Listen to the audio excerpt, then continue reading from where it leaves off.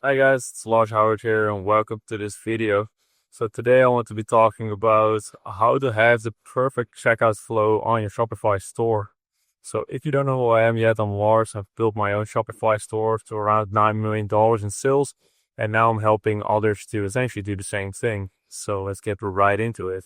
So the perfect checkout flow really is not like a binary thing, like you either need to have this or that.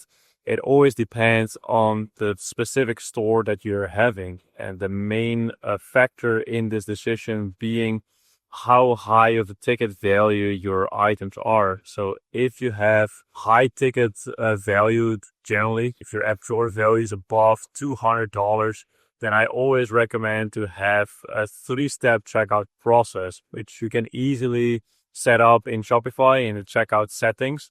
So that's something that always works the best for high ticket e-commerce stores. But if you have a low ticket store, like let's say below $200, below $100, definitely, then I would always go with a 1-step checkout. And this, I've tested this many times, and this always was the highest conversion rate of the two, either a 1-step or a 3-step checkout. So high end, make it 3 steps because people need to go through specific steps to make the purchase. Like apparently the data always tells me this. For high ticket, I've never found a 1-step checkout convert better than a 3-step checkout. And honestly, if you use a 1-step for high ticket, your conversion rate might be half the conversion rate of a 3-step checkout. So if you take that into mind, only the steps of your checkout process can double your conversion rate or half it, of course, as well as a result of it.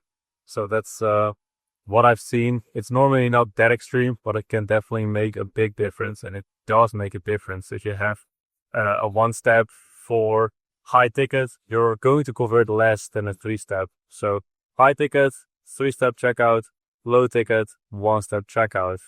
And then when it comes to other factors that you can also use are, for example, reviews or upsells that you can add in your checkout. So probably with Shopify, you'll need to upgrade to Shopify Plus to make full use of this.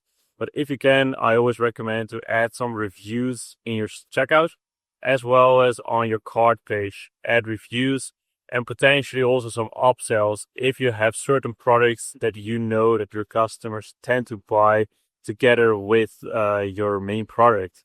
So let me know if that makes sense, or if you have any questions about this, let me know in the comments down below, and I will see you in the next video.